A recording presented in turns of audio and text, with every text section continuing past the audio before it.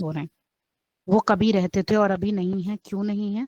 Because of the ecological succession की वजह से कुछ प्रोग्रेसिव चेंज हुए, उन चेंज को अडाप्ट नहीं कर पाए तो वो रिप्लेस हो गए और नई कम्युनिटीज जो हैं वो यहाँ पर आ गई। अब बात करते हैं इकोलॉजिकल सक्सेशन की। आपको डेफिनेशन समझ में आई? कुछ लोगों को समझ नहीं आती है, तो बहुत इंपॉर्टेंट है।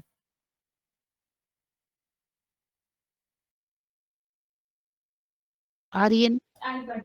Yes ma'am, yes ma'am. Okay, session जो है ठीक है। तो इसमें क्या होता है, अब आप हम बात करते हैं इकोलॉजिकल सक्सेशन। तो आपने बता दिया कि प्रोग्रेसिव चेंज है, जो चेंज को अडाप्ट करेगा वो सरवाइव करेगा लॉन्ग टर्म तक। Human is the best example of ecological succession. आपको पता है कि जब अर्थ स्टार्ट हुई थी, मतलब जब लाइफ पॉसिबल थी, और अभी तक सबसे ज्यादा जो सरवाइव करके आगे बढ़ने वाला जो ऑर्गेनिज्म है वो ह्यूमन ही है, जो अभी तक एक्सटेंट नहीं हुआ है, ना आगे होने के चांसेस हैं। और बहुत सारे एनिमल हैं, बहुत सारे ऐसे प्लांट्स हैं जो इस इकोलॉजिकल सक्सेशन के थ्रू जो है वो आपके एक्सटेंट हो चुके हैं। तो ये बहुत अच्छे एग्जाम्पल हैं, हम ह्यूमंस होते हैं। अब इकोलॉजिकल सक्सेशन भी जो है वो पीरियोडिकली एक ऑर्डर मैनर में ग्रो करता है। तो यूजुअली अगर हम इकोलॉजिकल सक्सेशन की स्टेज की बात करें या उसकी स्टेबिलिटी की बात करें, तो हमारे कुछ इंपॉर्टेंट टर्म्स होते हैं जो हम इकोलॉजिकल सक्सेशन में सर्वाइवल के लिए यूज करते हैं। वो जो होता है वो आपका कहलाता है, जो लास्ट तक रहती है जो कम्युनिटी। क्योंकि इकोलॉजिकल सक्सेशन में हम कम्युनिटी की सर्वाइवल के बारे में बात कर रहे हैं, तो सबसे पहली जो हमारी कम्युनिटी होती है, जो सबसे पहले आती है वो प्राइमरी कम्युनिटी कहलाती है, और जो सबसे लास्ट तक पहुंचती है, like we humans are climax community, जिन्होंने इकोलॉजिकल सक्सेशन के सारे स्टेप को पार करके सारे प्रोग्रेस, जितनी भी आपकी ग्रोथ थी या जितने भी चेंजेस थे, उनको प्रोग्रेसिव वे में लिया और अडाप्ट किया, तो वो कहलाती है क्लाइमेक्स कम्युनिटी। तो ये इकोलॉजिकल सक्सेशन जो होता है वो स्टार्ट होता है और चेंज होता है, डेवलप होता है ओवर द टाइम। तो इसमें जो है अगर हम बात करें प्लांट की, प्लांट में क्या होता है, जैसे जैसे सक्सेशन बढ़ता है तो छोटे प्लांट बड़े प्लांट में कन्वर्ट हो जाते हैं। मतलब अगर हम बात करें इकोलॉजिकल सक्सेशन की, जब लाइफ पॉसिबल हुई होगी तो वहां पे छोटी छोटी आपको ग्रास मिलती थी। उस टाइम पे प्लांट इतने ज्यादा मतलब ट्री की फॉर्म में नहीं मिलते थे, वो ग्रास कन्वर्ट हुई हर्ब में, छोटे छोटे प्लांट में, देन हर्ब कन्वर्ट हुए श्रब में, एंड देन ट्री में। तो ये प्लांट का इकोलॉजिकल सक्सेशन है। सेम अगर हम कम्युनिटीज की बात करें तो हमारे अभी भी अगर बात करें तो पहले के जमाने में बहुत लंबे लंबे लोग रहा करते थे, हाइट उनकी कंपैरेटिवली बहुत ज्यादा थी, और अभी हम लोगों की जो हाइट है वो कंपैरेटिवली कम हो गई है। तो ये भी कुछ स्टेबिलिटी है जो सक्सेशन की वजह से हमने अडाप्ट करी और हमारे अंदर अब आई है। तो इकोलॉजिकल सक्सेशन हमारा दो टाइप का होता है, primary and secondary succession. Primary succession जो होता है वो यूजुअली जब सक्सेशन इनिशिएट होता है, मतलब हर उस जगह पे यूजुअली प्राइमरी सक्सेशन वहां होता है जहाँ पे आपका बेयर एरिया होता है या बेयर लैंड होती है। बेयर लैंड का मतलब समझते हो आप लोग?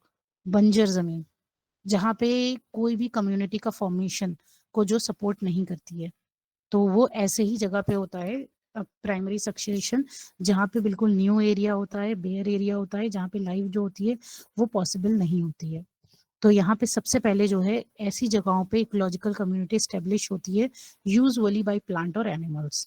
सबसे पहले ह्यूमन नहीं आते हैं, यूजुअली प्लांट या एनिमल्स आते हैं। अब ये कैसे आते हैं, आपने देखा होगा कभी कभी कुछ पत्थर पे आपको छोटे छोटे प्लांट किसी की लीव या दिखाई देंगी, या मैंने एक रेलवे ट्रैक का भी आप लोगों को एग्जाम्पल दिया था कि रेलवे ट्रैक पे भी लगातार एक जगह पे अगर पानी पड़ रहा है तो वहां पे भी लीव ग्रो करने लगती है, मतलब एक लोहे पे।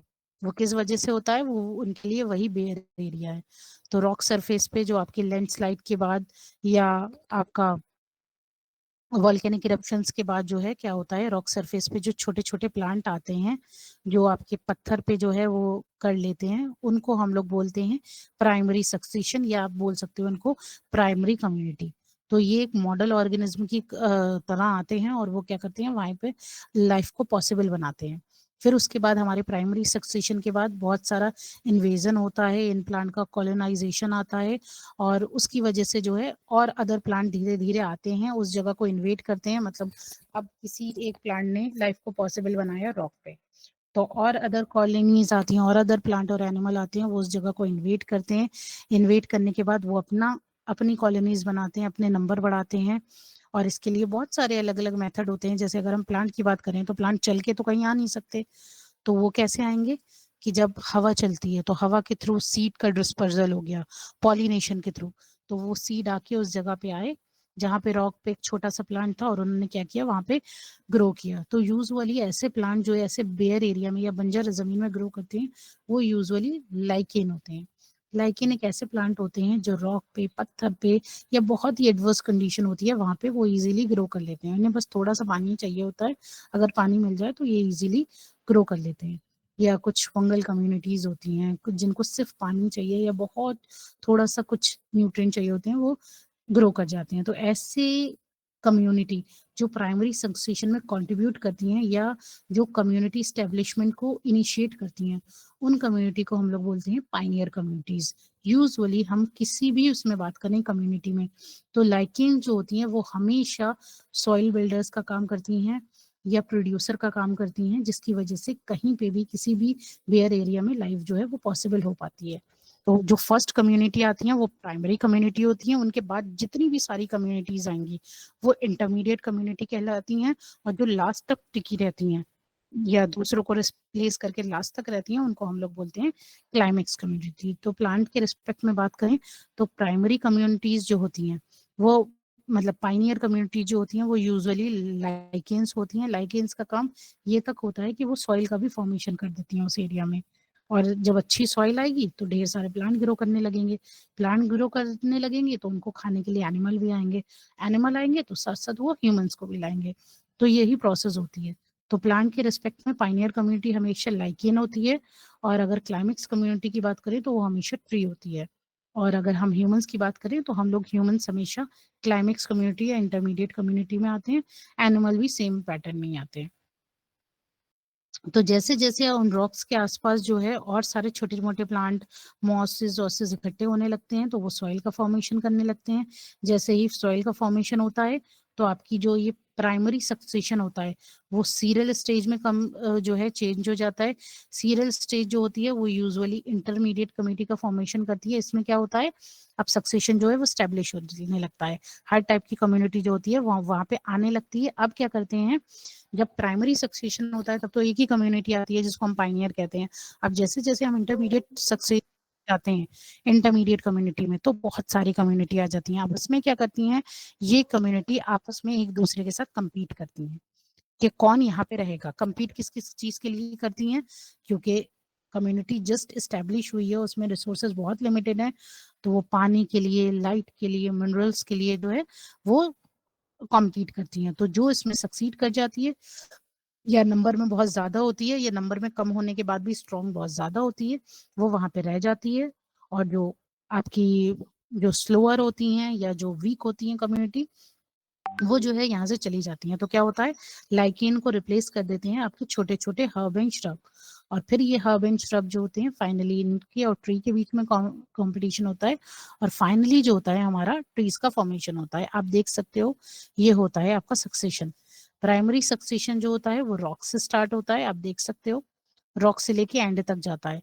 रॉक पे आते हैं लाइकेन, लाइकेन के बाद आती हैं, क्योंकि लाइकेन एस्टेब्लिश कर देते हैं, फिर ग्रास आती है, ग्रास के बाद छोटे छोटे श्रब आते हैं। श्रब जब अपना नंबर बढ़ाते हैं तो फिर जो है वो ट्री के लिए रास्ता बना देते हैं। तो यहाँ पे ट्री आ जाते हैं, और ट्री जो होते हैं छोटे छोटे ट्रीज जो होते हैं उनके और बड़े ट्री में कंपटीशन होता है, और फाइनली बड़े ट्री जो होते हैं, ये छोटे और बड़े ट्री जो होते हैं वो हर्ब एंड श्रब को रिप्लेस कर देते हैं और सारी जगह पे ट्री आ जाते हैं। तो प्राइमरी जो सक्सेशन होता है वो रॉक से स्टार्ट होता है, और रॉक से जैसे ही लाइकेन आते हैं वहां से सेकेंडरी सक्सेशन या इंटरमीडिएट कम्युनिटी जो होती है वो स्टेब्लिश हो जाती है। तो प्राइमरी सक्सेशन जो होता है वो आपका शुरू से लेके एंड तक चलता है, और सेकेंडरी सक्सेशन जो होता है वो सेकेंड स्टेज से जहां से प्लांट ग्रो करना शुरू करते हैं वहां से स्टार्ट होता है। तो ये स्टार्ट होता है बेयर एरिया से या बेयर रॉक से, और जो compete करता है, जो पहुंचता है वो क्लाइमेक्स कम्युनिटी तक जाता है। तो यूजुअली प्लांट के रिस्पेक्ट में क्लाइमेक्स कम्युनिटी हमेशा फॉरेस्ट या ट्री रहते हैं, और आपकी जो पाइनियर कम्युनिटी होती है वो हमेशा लाइकेन रहती है। सेकेंडरी सक्सेशन जो होता है वो हमेशा, अच्छा एक और बात है प्राइमरी और सेकेंडरी कम्युनिटी में जो हमेशा पूछी जाती है कि प्राइमरी सक्सेशन जो होता है वो हमेशा स्लो होता है, बहुत साल लगते हैं प्राइमरी से सेकेंडरी तक पहुंचने में, लेकिन सेकेंडरी सक्सेशन जो होता है वो बहुत ज्यादा फास्ट होता है, ड्रास्टिकली चेंजेस होते हैं, कंपटीशन बहुत ज्यादा होता है, और इसकी वजह से बहुत ज्यादा डिस्ट्रक्शन होने के चांसेस भी होते हैं। डिस्ट्रक्शन मतलब किसका? प्राइमरी कम्युनिटी का, जो इंटरमीडिएट कम्युनिटी जिन्होंने उस बेयर एरिया से सक्सेशन को स्टार्ट किया था। तो यूजुअली सेकेंडरी सक्सेशन की वजह से क्या होता है, नेचुरल डिजास्टर्स भी आते हैं, फायर, फ्लड, विंड्स, और बहुत सारे ह्यूमन इंटरफेरेंस भी आते हैं, जैसे ट्री किटिंग, लॉगिंग, ये सब करने के लिए ह्यूमंस क्या करते हैं, इंटरफेयर करते हैं सेकेंडरी सक्सेशन में। तो कभी कभी हमारा सेकेंडरी सक्सेशन जो होता है वो बहुत ज्यादा डिजास्टर भी हो जाता है। और इंटरमीडिएट कम्युनिटी को हम लोग सीरियल कम्युनिटीज भी कहते हैं। और सेकेंडरी सक्सेशन फास्ट क्यों होता है? क्योंकि उनको ऑलरेडी प्री फॉर्म्ड एनवायरनमेंट मिलता है, रिसोर्सेज उनको मिल जाते हैं, बट उन्हें क्या करना होता है, सिर्फ compete करना पड़ता है। तो जो ज्यादा compete करते हैं वो प्राइमरी सक्सेशन के थ्रू जो कम्युनिटी फॉर्म हुई होती है उनको कम्प्लीटली जो है वो आपका रिमूव कर देते हैं, जिसकी की वजह से हम लोग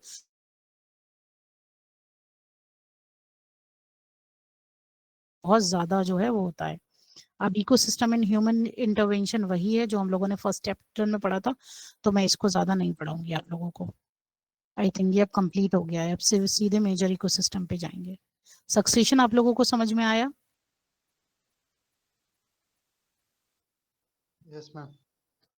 इसमें ये जरूर याद रख कर लेना कि प्राइमरी कम्युनिटी पाइनियर कम्युनिटी होती है, इंटरमीडिएट कम्युनिटी जो होती है वो सीरियल कम्युनिटी होती है, और जो आपकी स्टेब्लिश्ड कम्युनिटी होती है वो आपकी क्लाइमेक्स कम्युनिटी होती है, जो सक्सेशन का एंड करती हैं या जो लास्ट तक पहुंचती हैं और स्टेबल होती हैं, मतलब उनको फिर कोई कंपटीशन में हरा नहीं सकता। तो वो जो होती हैं वो आपकी स्टेबल कम्युनिटीज के उसमें आती हैं, कैटेगरी में। समरी आप लोग पढ़ लिया करो, क्वेश्चन अगर पूछने हुआ करें तो नेक्स्ट डे पूछ लिया करो। अब आ जाता है आपका मेजर इकोसिस्टम। मुझे नहीं लगता इस मेजर इकोसिस्टम में मुझे आप लोगों को बताने की कुछ जरूरत है।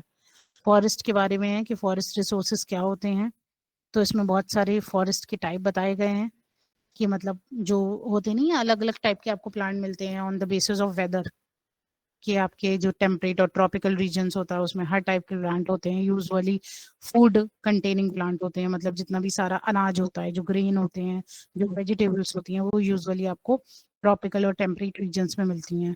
और जितने भी सारे आपके जो हिली एरियाज होते हैं वहाँ पे आपको जो है सिर्फ आपको फ्लावरिंग प्लांट मिल जाएंगे, या फिर जो है स्नो से ढके हुए प्लांट मिल जाएंगे। तो वो सिर्फ आपके क्या होते हैं, मेडिसिनल इंपॉर्टेंस के लिए जरूरी होते हैं, और वो सिर्फ इकोसिस्टम को मेंटेन करने के लिए होते हैं। तो इन्हीं सब के बारे में है, बहुत थियोरेटिकल है। क्या मैं स्किप कर दूं इसे? Sure ma'am, I think mostly तो रिटेन ही करना पड़ेगा इसको ना, हाँ, इंफॉर्मेशन इसको सिर्फ आपको क्या करना है, जितने भी टाइप्स है ना फॉरेस्ट के, जी। उस वो कहाँ मिलते हैं, और एक एक दो दो स्पीशीज के नाम, क्योंकि स्पीशीज तो वो नहीं पूछेंगे आपसे, ये पूछेंगे कि कॉनिफेरस फॉरेस्ट है तो ये कहाँ मिलता है, इंडिया में भी, वर्ल्ड वाइड भी। तो वो बस आप लोगों को बताना है। और उसका सबसे इम्पोर्टेंट प्लांट कौन सा होता है, जैसे कोनिफेरस का सबसे इम्पोर्टेंट प्लांट क्या होता है, पाइन ट्रीज होते हैं, आप लोगों को सबको ही पता होगा। वहाँ पे एनिमल्स कौन से सबसे ज्यादा मिलते हैं, वुल्फ मिलते हैं, बियर मिलते हैं, तो वही चीज है। लेकिन मैम इसमें ना जो मल्टीपल चॉइस क्वेश्चन से जो मैं रिव्यू करा,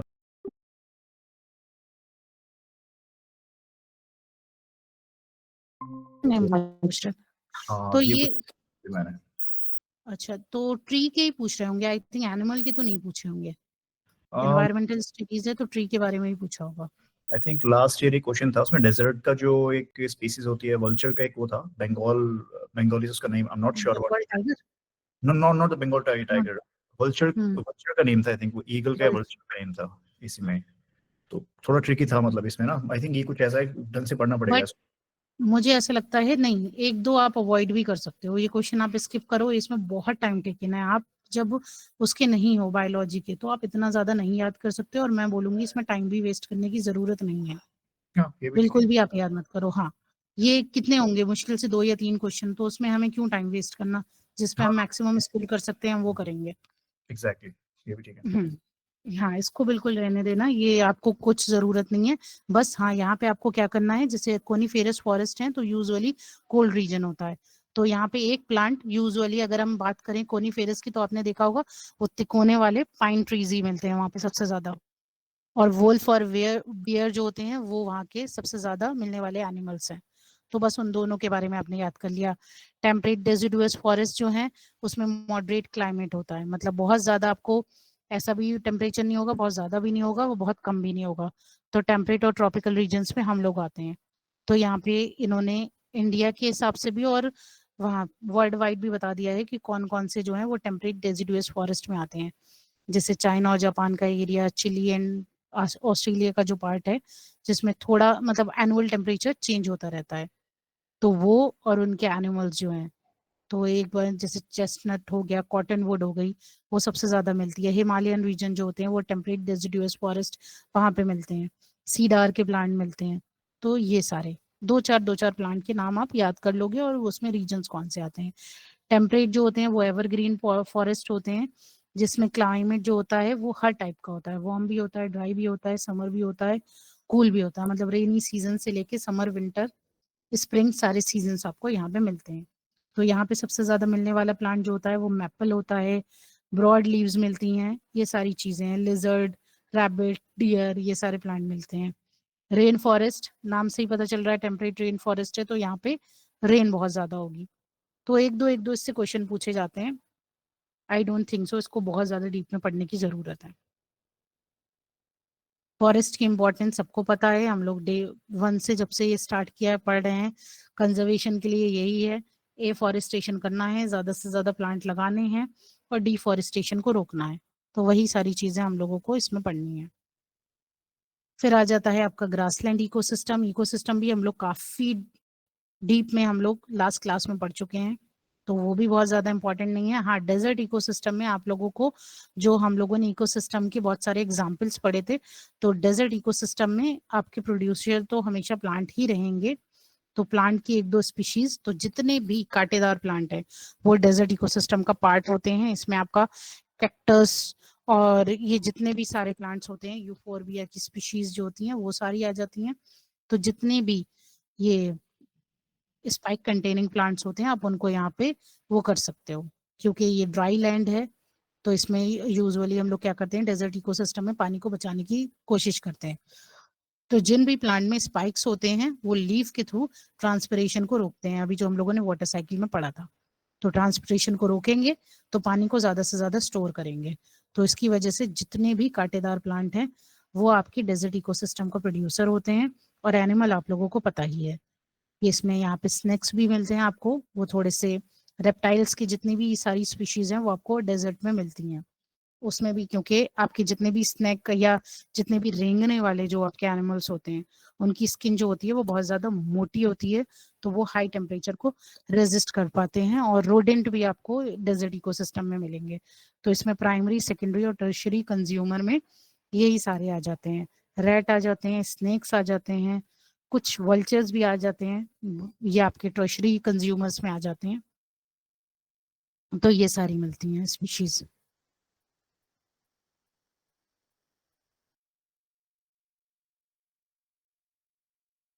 देखो ये केस स्टडी मैं जो बता रही थी, ये यहाँ पे दी हुई है इंडियन डेजर्ट की, कि कभी जो डेजर्ट है वो ऐसा नहीं था। बहुत सारे ऐसे, जैसलमेर डिस्ट्रिक्ट का इन्होंने एक एग्जांपल दिया है जहाँ पे एक normal healthy plant containing area जो था वो डेजर्ट में कन्वर्ट हो गया because of this human intervention. जो ह्यूमन ने इतना ज्यादा ओवर यूटिलाइज किया प्लांट को, जिसकी वजह से जो है रूरल पीपल का वहां पर रहना वो हो गया और उनको वो जगह को छोड़ के जाना पड़ा। तो ये एक केस स्टडी है बहुत अच्छी, अगर आप चाहो तो इसको पढ़ सकते हो, वैसे पूछेंगे नहीं। फिर आ जाते हैं आपके एक्वेटिक इकोसिस्टम। अच्छा, सारे इकोसिस्टम यहाँ पे दिए हुए हैं। इसमें इकोसिस्टम में ना मैं आप लोगों को बस दो टाइप्स बताना चाहती हूँ। जैसे फ्रेश वाटर इकोसिस्टम होता है और एक मरीन इकोसिस्टम होता है। इन्होंने मरीन और ब्रैकिश वाटर इकोसिस्टम को अलग बता दिया है। फ्रेश वाटर इकोसिस्टम तो जो नॉर्मल इकोसिस्टम होता है, इसमें सबसे नीचे जो होते हैं, जो प्रोड्यूसर होते हैं वो प्लांट होते हैं। बट प्लांट कौन से होते हैं? एक्वेटिक प्लांट्स होते हैं। तो एक्वेटिक प्लांट जो होते हैं, अगर हम इसके एक्वेटिक इकोसिस्टम की बात करें तो उन प्लांट को हम लोग बोलते हैं फाइटोप्लैंक्टन। ये आप लोग जरूर याद रखना। कि चाहे वो फ्रेश वाटर हो, ब्रैकिश वाटर हो या मरीन इकोसिस्टम हो, इसमें जो प्रोड्यूसर होते हैं वो प्लांट तो होते हैं, पर उन प्लांट को हम लोग बोलते हैं फाइटोप्लैंक्टन। फाइटोप्लैंक्टन जो होते हैं वो बहुत स्मॉल प्लांट्स होते हैं, माइक्रो प्लांट्स होते हैं, जो बहुत छोटे छोटे अमाउंट में होते हैं। फिर आपके इसमें जो कंज्यूमर्स होंगे वो यूजुअली जो है वो लाइकेंस, ये छोटी छोटी जो होती हैं सिम्बायोटिक बैक्टीरियाज होते हैं, फिर छोटी फिशेज होती हैं, फिर बड़ी फिशेज होती हैं। मरीन इकोसिस्टम में जो होते हैं वो सीज और ओशन वाला इकोसिस्टम होता है, इसमें भी आपको फाइटोप्लैंक्टन ही हमेशा प्लांट होंगे। बट मरीन इकोसिस्टम की बहुत सारी स्टेजेस होती हैं, वो मैं अभी आपको दिखाऊंगी, वो आप लोग जरूर देख लेना। ब्रैकिश वाटर इकोसिस्टम जो होता है वो जितने भी ये सारे झरने होते हैं या मैनग्रोव स्वैम्प जो होते हैं, जो ये होती है ना खाई, जो ये सारे जो है वो उसमें आते हैं ब्रैकिश वाटर इकोसिस्टम में। तो इसमें जो है आपकी जितनी भी सॉल्ट मार्शेस होती हैं, मैनग्रोव स्वैम्प्स होते हैं, छोटे छोटे फॉरेस्ट होते हैं जहाँ पे सॉइल की कंडीशन अच्छी नहीं होती है, बहुत ही ज़्यादा सॉल्टी सॉइल होती है, या जहाँ पे पानी का ड्रेनेज बहुत ज़्यादा होता है, सॉइल में पानी बहुत ज़्यादा मिला हुआ होता है, तो वो सारे ब्रैकिश वाटर इकोसिस्टम का पार्ट होते हैं। फिर आ जाते हैं आपके एक्वेटिक ऑर्गेनिज्म।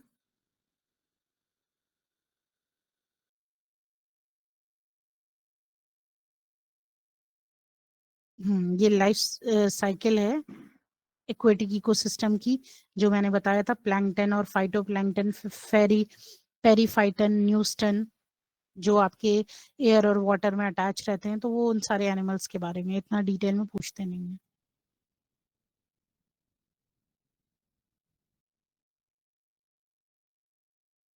लेक और इसका बायोटा, बायोटा के बारे में आप लोग समझते हो क्या होता है? ये भी पूछा जा सकता है, व्हाट इज बायोटा। जितने भी लिविंग बीइंग किसी भी इकोसिस्टम में इन्वॉल्व होते हैं उनको हम लोग बोलते हैं बायोटा, तो ये जरूर पूछा जा सकता है।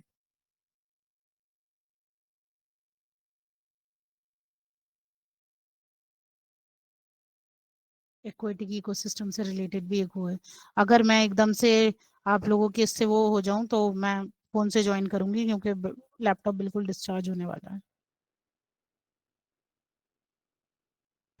कोई बात नहीं ma'am, I think we have enough laptops, तो हो जाएगा उसमें। ओके।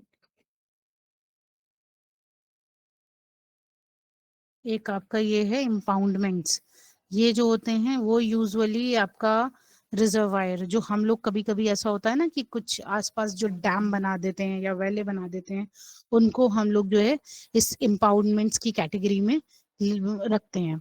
तो ये जितने भी ऑफ स्टेम रिजर्वायर होते हैं जो लो लैंड एरियाज में वाटर को पंप करने के लिए जो बनाते हैं ना, जैसे खेतों में भी बनाते हैं, तो वो इम्पाउंडमेंट्स की कैटेगरी में होते हैं, इनका भी एक अलग इकोसिस्टम होता है लाइक दिस। वेटलैंड भी हो सकती है, वेटलैंड भी एक एग्जाम्पल हो सकता है, जो वाटर का रिजर्वायर होता है और एक्वेटिक इकोसिस्टम को मेंटेन करने में मेन रोल प्ले करता है। तो ये वेटलैंड भी दो टाइप के होते हैं, इनलैंड वेटलैंड और कोस्टल वेटलैंड। तो इन सब के बारे में आप लोगों ने पढ़ा ही होगा। इनलैंड वेटलैंड जो होती है वो यूजुअली लैंड से सरवाइव करती है, और बेसिकली हम लोग इस वेटलैंड को बनाते हैं फ्रेश वाटर को स्टोर करने के लिए। कभी कभी इनसे खाई और बॉग्स भी बन जाते हैं, बॉग्स एंड स्वैम भी। कोस्टल वेटलैंड जो होते हैं वो कोस्टल एरियाज में प्रेजेंट होते हैं, और इनकी जो ये फ्रेश वाटर की रिसोर्सेज नहीं होते हैं, यहाँ पे सॉल्ट की कंसेंट्रेशन बहुत ज्यादा होती है, और ये यूजुअली ब्रैकिश वाटर इकोसिस्टम का जो है वो पार्ट होते हैं। तो जितने भी सारे बीची एरियाज होते हैं वो यहाँ इसका पार्ट होते हैं। अब एक होता है हमारा lotic and लेंटिक type of ecosystem. Lotic ecosystem basically क्या होता है, ये हाँ जरूर पूछा जाता है। लॉटिक इकोसिस्टम जो होता है वो आपका आता है, जो आपका रनिंग वाटर होता है। रनिंग वाटर का जो इकोसिस्टम होता है वो ओपन टाइप का होता है, और वो मतलब उसका आप वो नहीं अंदाजा लगा सकते वो कितना बड़ा या कितना छोटा हो सकता है। रिवर आपको पता ही है, बह दूर तक बहती हुई जाती है और किसी भी जाके ओशन में मिल जाती है, किसी नदी में मिल जाती है। तो ये लोटिक टाइप ऑफ इकोसिस्टम होता है जिसमें रनिंग वाटर होता है, और रनिंग वाटर हमेशा आपको पता है फ्रेश होता है। तो इसमें जो होते हैं न्यूट्रिएंट्स भी जो होते हैं उनका अमाउंट भी बहुत ज्यादा होता है। और यहाँ पे जो होता है ये ओपन टाइप का इकोसिस्टम होता है, मतलब इसमें क्या है, रिवर का कोई एंड नहीं होता है, ये हमेशा चलती रहती है। तो इसमें रिवर का बायोटा, उसके एनिमल और प्लांट के बारे में बताना है, तो एक्वेटिक जितने भी एनिमल्स होते हैं वो एक्वेटिक इकोसिस्टम में सेम ही होते हैं। फिर आता है आपका लॉटिक इकोसिस्टम। लॉटिक इकोसिस्टम का पार्ट होते हैं आपके जितने भी ये सारे पॉन्ड होते हैं, जो छोटे छोटे वाटर रिजर्वायर होते हैं, या डैम हो गया।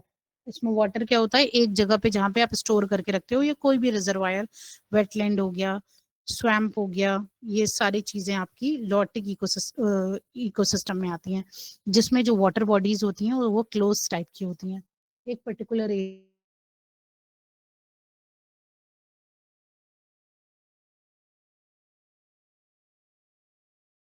के अब ऊपर तक कितने फीट पे किस टाइप के आपको एनिमल मिलते हैं, और ये इस एरिया को क्या बोलते हैं। जैसे एपिप्लेजिक एरिया होता है, यहाँ पे मीजोप्लेजिक एरिया होता है, ये बेथिप्लेजिक एरिया होता है। कितने फीट नीचे कौन सा एरिया कहलाता है और उसमें कौन कौन से एनिमल आते हैं, ये जरूर आपसे पूछा जा सकता है। ये आपका ओशनिक जो सबसे ऊपर होते हैं, इनको हम लोग बोलते हैं नेरिटिक या ओशनिक। यहाँ पे फ्लैजिलेट्स मिलते हैं, फाइटोप्लैंक्टन में मिलते हैं। जितना हम लोग नीचे जाते जाते हैं एपिफ्लेजिक, मीजोफ्लेजिक, पेथिप्लेजिक में, तो और हम लोग जो है जो एनिमल होते हैं उनका साइज भी छोटा होता जाता है और उनके टाइप भी अलग हो जाते हैं। ये जरूर पूछा जा सकता है, तो ये एक बार जरूर याद कर लेना आप लोग, major reasons of the ocean on the basis of ecosystem. तो इन्होंने सब दिया हुआ है, पेलेजिक जोन में कौन से आएंगे, फ्री वाटर जोन होता है, कहीं पे आपको एनिमल प्लांट अटैच लिखेंगे, कहीं फ्री फ्लोटिंग एनिमल और प्लांट लिखेंगे, और आपका जो उसका कंसंट्रेशन होगी, लाइट का जो अमाउंट होगा वो भी कम होता जाएगा, और टेम्परेचर जैसे जैसे नीचे जाओगे वो टेम्परेचर कम होता जाएगा, और जो आपका वाटर जो होगा वो और ज्यादा सॉल्टी होता जाएगा। तो ये थोड़ा सा आप लोग देख लेना।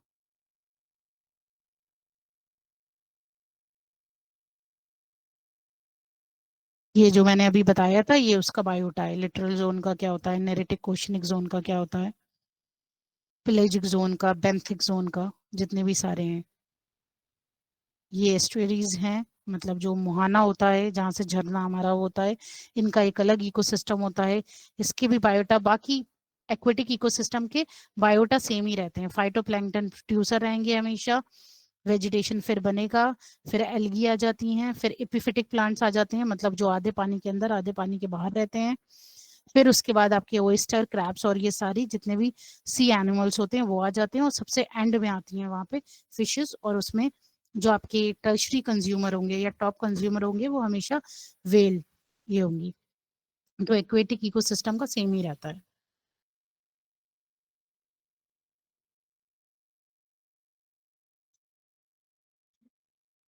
अब मुझे ब्लॉक 2 का आप लोगों को यूनिट 4, मुझे बायोडाइवर्सिटी एक्चुअल में पढ़ाना था आप लोगों को।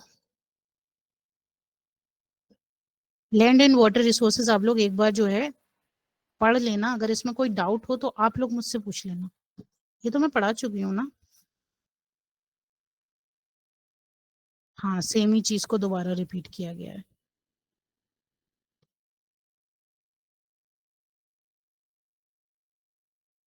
हम्म। वाटर को बचाने के लिए क्या क्या ट्रीटमेंट करने चाहिए, बस ये एक नया है। लैंड और वाटर रिसोर्सेज के बारे में आप ये लोग रिवाइज करना, कल आप इससे मुझसे क्वेश्चन पूछोगे। ठीक है, मैं ये स्किप कर रही हूँ। Sure ma'am. क्या है? As per my knowledge I think कल लास्ट क्लास है हाँ, एनवायरमेंटल, तभी तो राइट? मैं इतनी तभी तो इतनी तेजी से पढ़ा रही हूँ मैं। ठीक ठीक। कोशिश करूंगी कल मैं 3:30, आप लोग की कोई क्लास होती है 3:30 ज्वाइन करने की कोशिश करती हूँ, अगर फ्री हो आप लोग तो। मैम 3 o'clock तक हमारी लैब होती है, computer basics and PC software की, तो उसके बाद कर सकते हैं 3:30 पे। चलो मैं 3:30 पे ज्वाइन करने की कोशिश करती हूँ। श्योर, उसमें जीए की जो भी क्वेश्चंस वगैरह होते हैं ना वो एटलीस्ट क्लियर कर लेंगे, बिकॉज का लास्ट क्लास है, तो उसके बाद फिर हाँ हाँ, वही। ये अगेन फॉरेस्ट रिसोर्सेज ही हैं आई थिंक।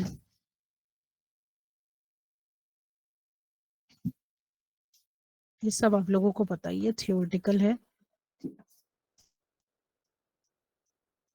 ट्राइबल पॉपुलेशन से रिलेटेड थोड़ा सा पढ़ लेना आप लोग। अभी हम सॉलिड वेस्ट मैनेजमेंट में भी यही सारी चीजें रिपीट करेंगे।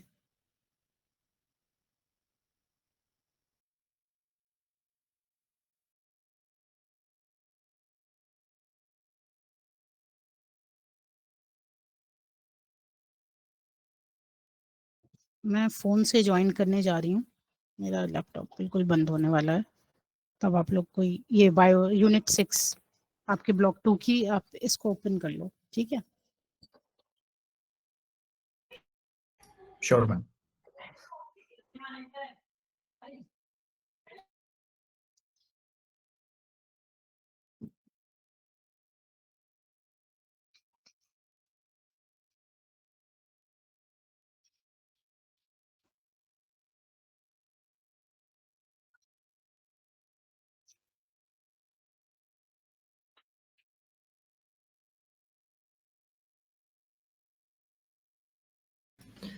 आशिक आपने बोला था स्क्रीन शेयर करने के लिए, तो अगर आप चाहो ना तो आप शेयर कर देना, ठीक है?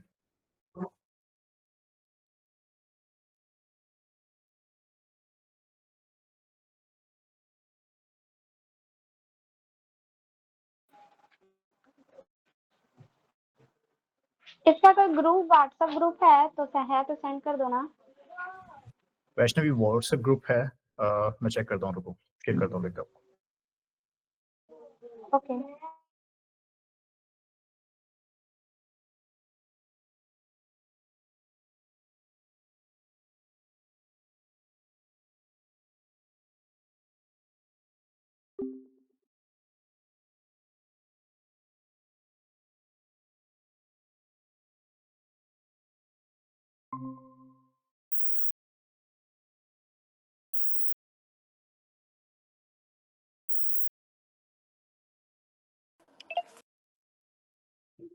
कौन स्क्रीन शेयर कर रहा है?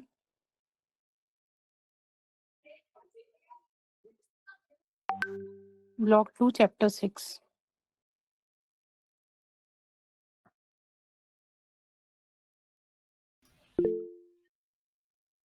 मैम आशिक करेंगे अभी।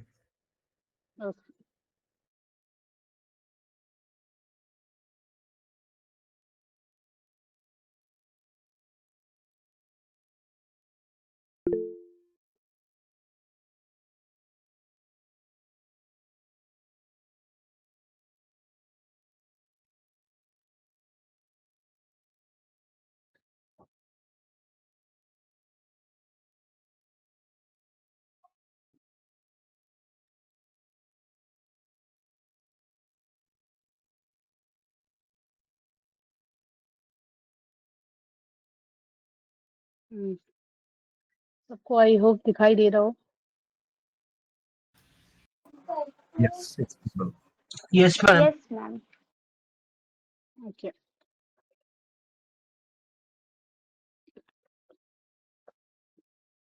तो बायोडाइवर्सिटी नाम से आप लोगों को पता चल रहा है कि बायो का मतलब क्या है, लिविंग बीइंग। जैसे मैं हमेशा बताती हूँ, डाइवर्सिटी मतलब उनमें जो डिफरेंट डिफरेंट वैरायटीज मिलती हैं, तो वो उसको हम लोग पढ़ते हैं जितनी भी लिविंग नेचर्स में, मतलब लिविंग बीइंग्स में। अब क्योंकि प्लांट, एनिमल, ह्यूमन सभी आते हैं, तो इन तीनों में जितनी टाइप की भी डाइवर्सिटी मिलती है उसके बारे में हम लोग बायोडाइवर्सिटी में पढ़ेंगे। अब ये क्या हो सकता है, वो किसी भी टाइप की डाइवर्सिटी हो सकती है, in terms of colour, in terms of their nature, in terms of their regions, कि जहाँ पे वो रह रहे हैं। तो वो किसी भी टाइप की, अगर हम प्लांट के रिस्पेक्ट में बात करें, क्योंकि हम इन्वायरमेंटल स्टडीज में पढ़ रहे हैं डाइवर्सिटी, तो प्लांट जैसे आपको पता है इतनी टाइप ऑफ डाइवर्सिटी मिलती है, टाइप ऑफ प्लांट्स। इसमें आपकी फ्लावरिंग अलग होती है, नंबर ऑफ फ्रूट्स जो प्रोड्यूस करते हैं, एक ही प्लांट बहुत different different kind of fruit भी प्रोड्यूस करता है, मेडिसिनल इंपॉर्टेंस के बहुत सारे प्लांट है।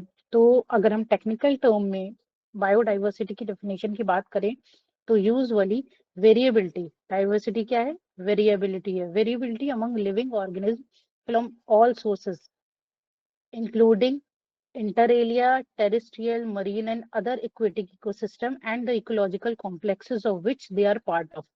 This include diversity within species, between species and of ecosystem. तो अब मैं इसको थोड़ा सा ब्रेक डाउन करके आप लोगों को बताती हूँ कि डाइवर्सिटी, जैसे मैंने बताया कि वेरिएबिलिटी इसमें हर टाइप की हो सकती है, किसी भी रिसोर्सेज से हो सकती है।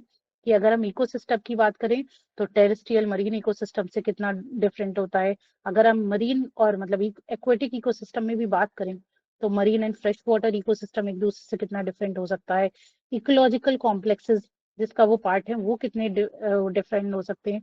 इवन हम स्पीशीज की बात करें, मतलब एक स्पीशीज उठा लें ह्यूमंस, तो ह्यूमंस भी आपस में कितने डिफरेंट होते हैं, बिटवीन स्पीशीज कितना डिफरेंट होता है। और अगर हम इकोसिस्टम की बात करें तो aquatic, land, terrestrial, desert, ecosystem, ये आपस में कितने ज्यादा डिफरेंट होते हैं, ये सारा इंक्लूड होता है आपका बायोडाइवर्सिटी में।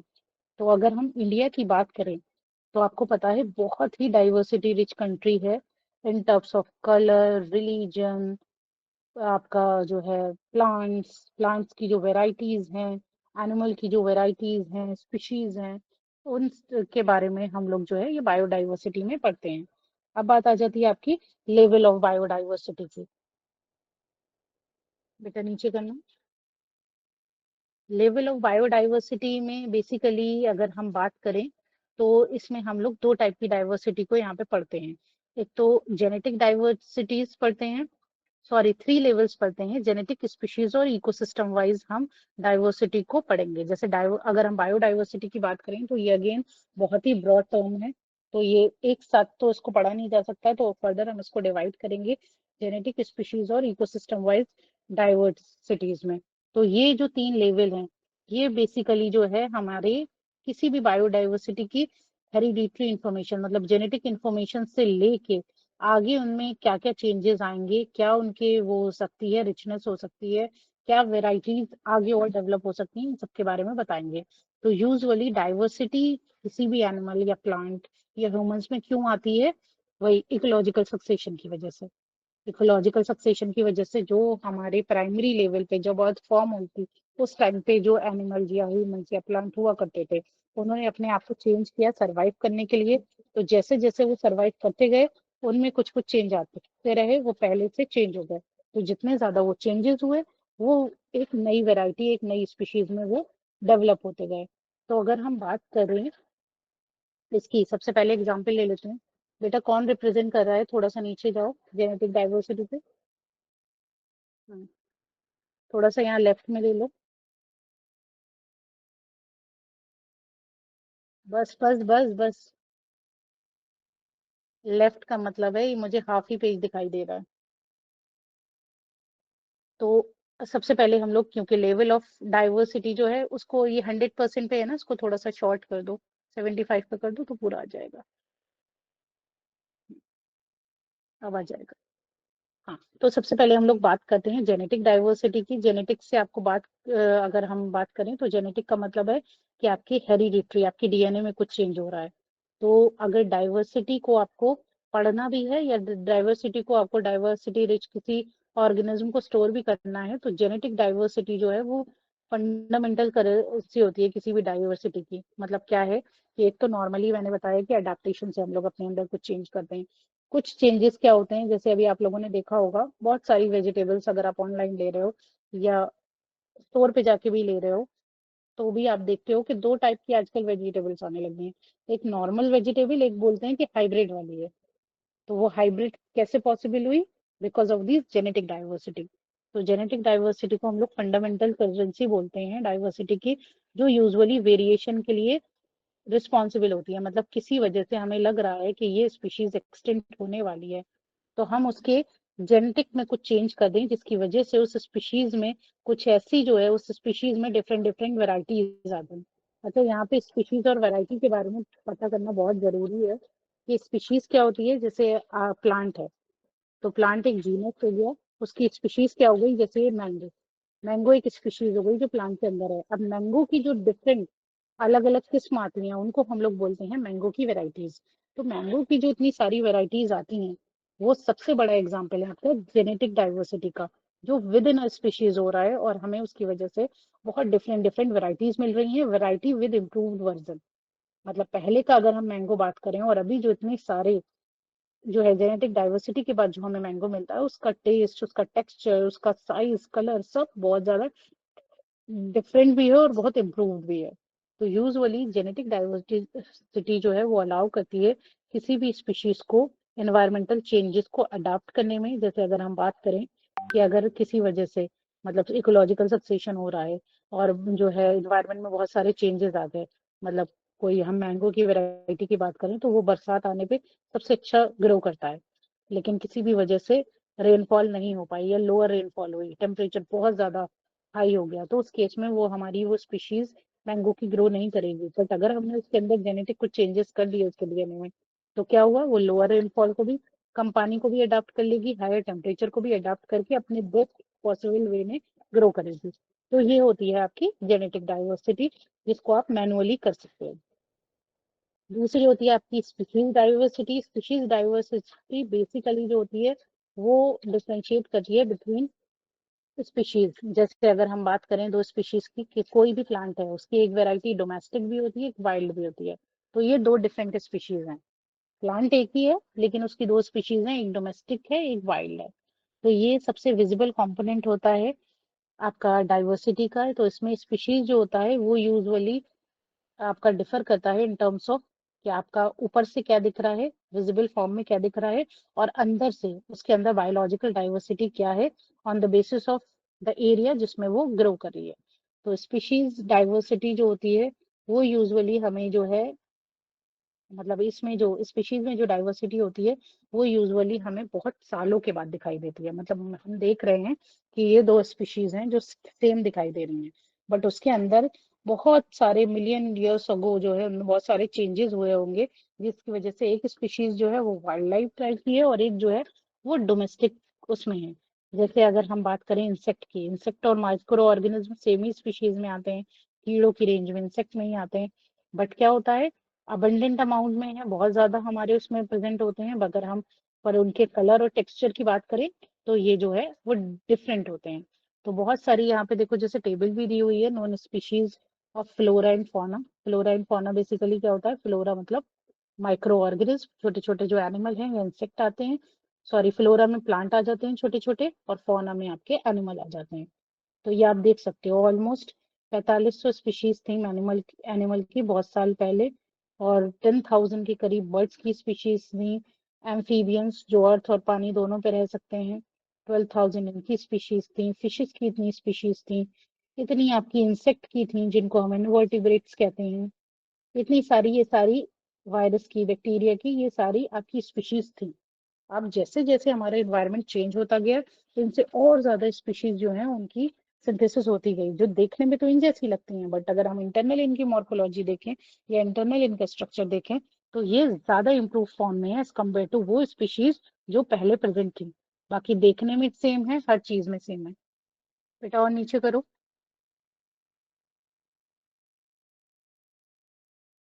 अब आ जाती है हमारी इकोसिस्टम डाइवर्सिटी। बस इकोसिस्टम डाइवर्सिटी बेसिकली क्या होती है, जो इकोसिस्टम जहाँ पे जिस एनवायरनमेंट में वो रह रही हैं, या जिन मतलब अगर मैं प्रोड्यूसर की बात करूं तो वो सॉइल कंडीशन जिसमें वो ग्रो कर रहा है, अगर मैं एनिमल की बात करूं मतलब कंज्यूमर्स की बात करूं तो प्राइमरी सेकेंडरी टर्शरी कंज्यूमर किस पे फीड कर रहे हैं, और उसकी वजह से उसमें जो डाइवर्सिटी आ रही है वो इकोसिस्टम डाइवर्सिटी के अंदर आती है।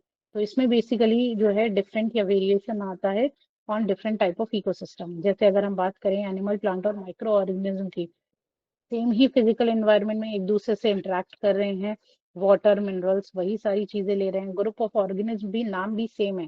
जैसे अगर मैं इक्वेटिक इकोसिस्टम में बात करूं तो इक्वेटिक में हमने 3 टाइप के पढ़े इकोसिस्टम, एक तो आपका फ्रेश वाटर था, एक मरीन था, और एक ब्रैकिश था। तो इन तीनों इकोसिस्टम में आपका क्या था, हमेशा प्रोड्यूसर जो है वो हमेशा फाइटोप्लैंक्टन ही था, जो आपका कंज्यूमर ही था, जो कंज्यूमर था वो छोटे छोटे प्लांट थे, लाइकेंस थी। फिर उसके बाद जो है आपके प्राइमरी सेकेंडरी टर्शरी कंज्यूमर जो थे वो छोटी और बड़ी फिशेस थी।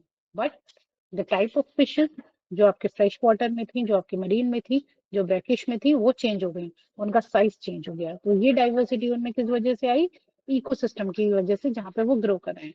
क्योंकि फ्रेश वाटर में उन्हें हर टाइप का न्यूट्रिएंट जो है वो अबंडेंट अमाउंट में मिला, ऑक्सीजन का सोर्स जो है वो बहुत ज्यादा अवेलेबल था। लेकिन अगर हम मरीन वाटर में बात करें तो क्या है, वाटर का सोर्स भी है, न्यूट्रिशन भी है, बट टेम्परेचर बहुत ज्यादा हाई है, सॉइल की कंडीशन बहुत ज्यादा, सॉइल की कंसेंट्रेशन बहुत ज्यादा है। तो क्या हुआ, न्यूट्रिएंट में चेंज हुआ, न्यूट्रिएंट में चेंज हुआ तो उनकी फंक्शनल डायनेमिक चेंज हुई, उसकी वजह से वो ज्यादा कॉम्प्लेक्स यूनिट में कन्वर्ट हुई, उसकी वजह से उनका साइज, उनका नेचर, ये सारी चीजें चेंज हो गई।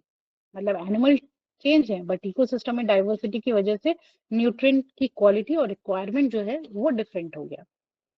तो यूजुअली स्पीशीज जो होती हैं वो तो आपकी इक्वली डिस्ट्रीब्यूटेड नहीं होती हैं।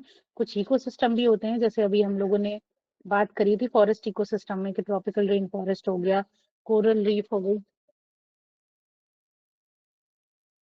और ये सारे जो हैं बहुत ही ज्यादा जो है कॉम्प्लेक्स टाइप ऑफ ऑर्गेनिज्म है। तो अगर मैं कोरल रीफ का भी एग्जांपल ले लूँ तो यूजुअली ये मरीन लाइफ इकोसिस्टम में मिलता है, मतलब मरीन कंडीशन में मिलता है। और इसकी वजह से इसमें सॉल्ट की कंसेंट्रेशन बहुत हाई होने की वजह से, इतना ज्यादा सॉल्ट तो वो फिशेज, वो कोरल रीफ ले नहीं पाएंगी, तो वो क्या करती हैं अपने ऊपर एक हार्ड लेयर लगा लेती हैं। तो हैं टाइप वही एक्वेटिक एनिमल के, but because of the complexity of the nutrient and because of the complexity of the ecosystem, उसमें ये सारे चेंजेस आ गए। तो इसमें क्या होता है कि स्पीशीज डाइवर्सिटी ये कहा जाता है, और इकोसिस्टम की स्टेबिलिटी और रेजिलियंस जो होती है वो पॉजिटिव वो करती है, इम्पैक्ट डालती है स्पीशीज डाइवर्सिटी में। मतलब जितना ज्यादा स्टेबल रहेगा आपका इकोसिस्टम, आपकी स्पीशीज डाइवर्सिटी उतनी कम रहेगी, उसमें रिचनेस उतनी कम मिलेगी। जितना ज्यादा हम इकोसिस्टम को जो है कॉम्प्लेक्स करते जाएंगे या उसमें चेंज करते जाएंगे, उसको अडाप्ट करने में स्पीशीज और ज्यादा डाइवर्स होती जाएंगी, अपने साथ चेंज लाती जाएंगी, और हमें और ज्यादा रिचनेस मिलेगी बायोडाइवर्सिटी में। अब इसमें जो है डाइवर्सिटी इकोसिस्टम की और भी टाइप से हो सकती है। कभी कभी नंबर ऑफ स्पीशीज जो है वो सेम फूड रिसोर्सेज के लिए compete कर रही हैं, इसकी वजह से भी कभी कभी हो जाता है। कभी कभी क्या होता है, इन इसकी वजह से क्या होता है, compete करने की वजह से कुछ स्पीशीज का एलिमिनेशन भी हो जाता है इकोसिस्टम को बैलेंस करने के लिए, और नई कुछ स्पीशीज भी आ जाती हैं, जिसकी वजह से भी हमें इकोसिस्टम में डाइवर्सिटी देखने को मिलती है। तो ये 3 डिफरेंट टाइप ऑफ डाइवर्सिटी होती है। बेटा और नीचे करो। अब आ जाते हैं biogeographic zones of diversity and zones of India and their biodiversity. ये बहुत ज्यादा इंपॉर्टेंट है, जो मैंने रेड डेटा बुक और इन सब के बारे में बताया था वो बहुत ज्यादा इम्पोर्टेंट है। और इसको मैं यही बोलूंगी, ये तो बुक थोड़ी सी पुरानी है, थोड़ा सा आप लोग नेट से भी कर देना, कि अगर हम बायोजियोग्राफिक जोन्स ऑफ इंडिया की बात करें, मतलब डाइवर्सिटी वाइज कौन से ऐसे जोन्स हैं इंडिया में जो बायोडाइवर्सिटी में सबसे रिच हैं, तो अभी तक 10 बायो जियोग्राफिकल जोन्स हैं, जिसमें आते हैं आपके trans Himalayas, Himalayas, Indian desert, semi arid regions, western Ghat of Himalaya, Deccan peninsula, gangetic plains, north east India, कुछ आइलैंड और कोस्ट। ये सारे के सारे जो होते हैं वो डाइवर्सिटी वाइज जो होते हैं बहुत ज्यादा रिच हैं। अब ये डाइवर्सिटी प्लांट की भी हो सकती है, एनिमल की भी हो सकती है, और ह्यूमन वैराइटीज की भी हो सकती है। तो आपका जो ये हमारे जो सारे 10 जोन्स हैं, बायो जियोग्राफिक जोन्स हैं, इसका जो है क्लासिफिकेशन किया गया था by wild life institute of India. इन्होंने जो है ये जियोग्राफिकल जोन्स बनाए थे, और उन्होंने ये भी बताया था कि what does this bio geographical zones mean.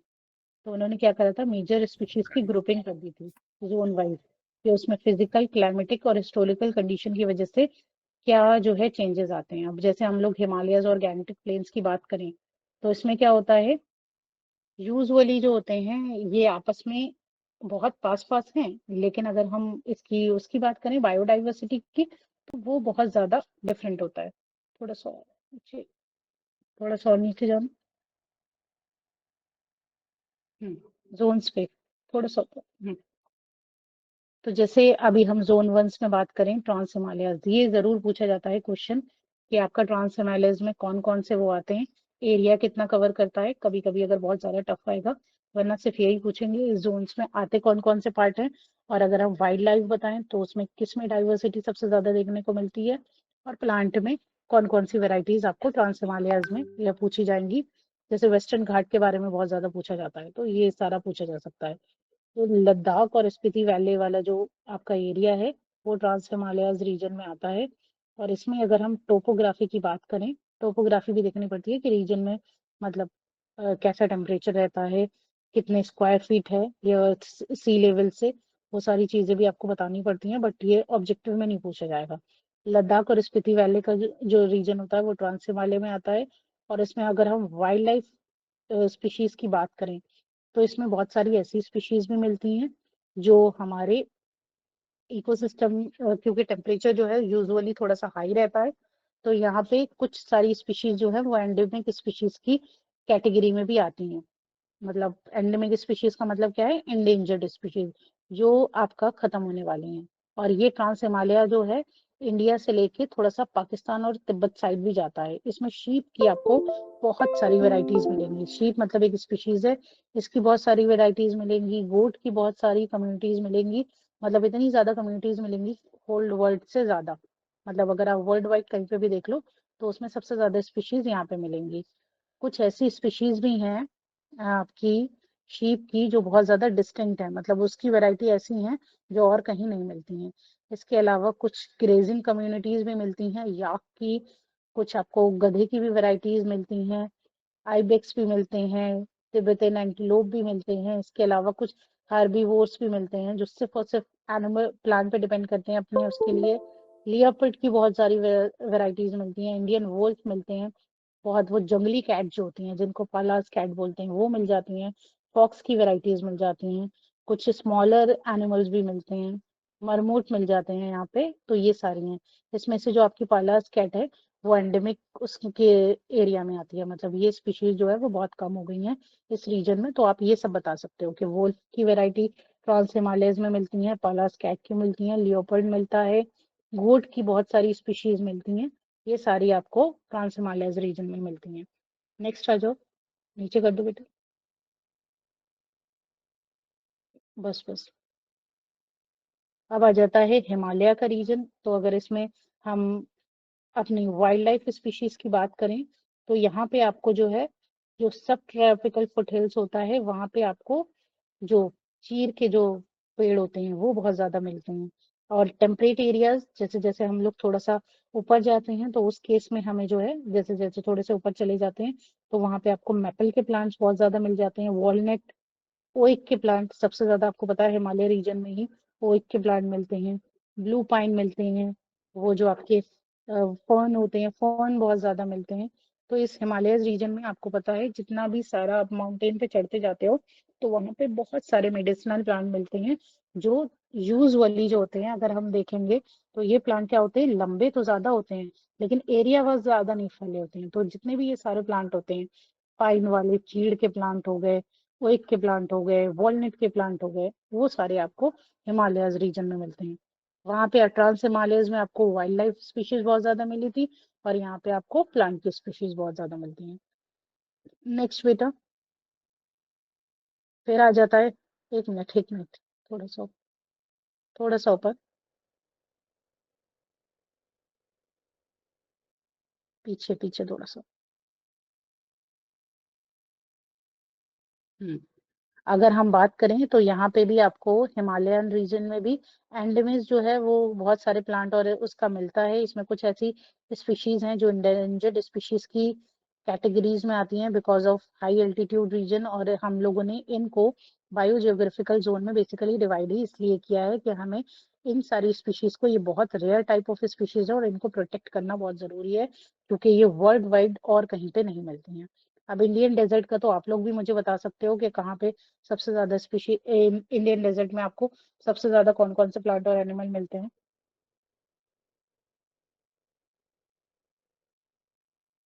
अच्छा, इंडियन डेजर्ट कहाँ कहाँ है, डेजर्ट आपको कहाँ मिलता है, कौन से स्टेट में सबसे ज्यादा मिलता है? राजस्थान। यस, राजस्थान में भी गुजरात में भी सबसे ज्यादा आपको गुजरात और राजस्थान में डेजर्ट एरिया देखने मिलता है। कुछ पार्ट जो है पंजाब का, कुछ एरिया पंजाब और हरियाणा का भी डेजर्ट की कैटेगरी में आता है जो बिल्कुल टच किया हुआ है राजस्थान से। तो पंजाब हरियाणा तो हम इसको चलो अवॉइड कर देते हैं, लेकिन हाँ गुजरात और राजस्थान का, वो तो आपने घाट भी देखे होंगे गुजरात के जो बहुत ज्यादा फेमस है। तो इसमें जो है सबसे ज्यादा जो वाइल्ड लाइफ वैरायटी मिलती है तो उसमें जो है हमारी डेजर्ट फॉक्स मिलती है, डेजर्ट कैट मिलती है, बहुत सारी हमें ऐसी स्पीशीज मिलती हैं। थार के जो डेजर्ट होता है उसमें यही बोला होगा, सल्वाडोरा की स्पीशीज मिलती हैं। वो बारहसिंगा जो हम लोग एनिमल बोलते हैं वो यहाँ पे मिलता है गुजरात में, बहुत ज्यादा मिलता है, थार एरियाज में भी बहुत ज्यादा मिलता है। थोड़ा सा और नीचे जाओ। इसके अलावा हमारे जो प्लांट होते हैं, प्लांट का बताने की जरूरत नहीं है, जितनी भी कैक्टस की स्पीशीज होती हैं वो सारी की सारी आपको गुजरात और राजस्थान की आपके इसमें मिलेंगी। सेमी एरिड जोन हमारा वो जोन होता है जहाँ पे थोड़ी सी गर्मी जो होती है वो बहुत ज्यादा मिल होती है। तो यहाँ पे जो है ये वेस्टर्न एशिया का जो पार्ट होता है वो होता है, मतलब पाकिस्तान से जो लगा हुआ होता है, ईरान, मिडिल ईस्ट और नॉर्दर्न अफ्रीका अफ्रीका वाला जो पार्ट होता है, यहाँ पे यूजुअली एकेशिया की बहुत सारी स्पीशीज मिलती हैं। इसके अलावा जो है आपका गजेल मिलता है, नील गाय मिलती है। नील गाय यहाँ पे मिल जाती है सेमी एरिड रीजन में, क्योंकि इनके सींग होते हैं, वो इनको वाटर को थोड़ा सा अपने बॉडी में स्टोर करने में हेल्प करते हैं। तो जितने भी सींग वाले जो सारे एनिमल होते हैं, वो सारे के सारे आपको सेमी एरिड जोन में मिलेंगे। और जो छोटे छोटे हर्ब एंड श्रब होते हैं, जैसे अकेशिया हो गया, वो सारे आपको प्लांट यहाँ पे मिलेंगे। थोड़ा सा और नीचे जाओ, फिर आ जाता है वेस्टर्न घाट। वेस्टर्न घाट जो है, देखो यहाँ पे इन्होंने लिख भी दिया है, बायोडाइवर्सिटी हॉटस्पॉट। हॉटस्पॉट का मतलब क्या है? सबसे रिच है। जितने भी ये 10 जियोग्राफिक जोन है, इसमें वेस्टर्न घाट जो है वो सबसे ज्यादा रिच है, क्योंकि ये एवरग्रीन फॉरेस्ट का रीजन होता है इंडिया का। और अगर हम बात करें तो देख सकते हो आप लोग, 1,60,000 स्क्वायर फीट में फैला हुआ है। तो जब इतना बड़ा रीजन है, तो आप देख सकते हो उसमें कितने ज्यादा प्लांट यहाँ पे मिलेंगे। यहाँ पे तो हर टाइप के आपको लंगूर की वैरायटीज, लॉयन की डिफरेंट डिफरेंट वैरायटी, नील गाय की वैरायटीज, आपकी स्क्वायरल की वैरायटीज, जितने भी सारे कार्निवोर्स हैं, जितने भी सारे वो एनिमल्स जो एनिमल पे फीड करते हैं, उनकी मोस्टली वैरायटीज आपको इस एरिया में मिलेंगी। इसके अलावा ये ऐसा वेस्टर्न घाट एक ऐसा जोन है जो इकोसिस्टम में मेजरली कंट्रीब्यूट करता है। क्यों करता है? क्योंकि यहाँ पे सबसे ज्यादा नंबर ऑफ एनिमल और प्लांट मिलते हैं। तो अगर इकोसिस्टम को मेंटेन करने की बात है, मतलब हमारा जो आजकल ग्लोबल वार्मिंग और ये सारी चीजें आ रही हैं, इनको मेंटेन करने की बात है, तो सबसे ज्यादा आपको यहाँ पे मिलेगी। थोड़ा सा नीचे बेटा हो जाना। और नीचे 10%। तो इसमें जो है आप देख सकते हो, इसमें डियर की वैरायटीज मिलती हैं, नील गाय, लंगूर, और आपका ये जो ये वाला बारहसिंगा भी होता है, ये भी आपको बहुत ज्यादा मिलता है। चीतल मिल जाता है।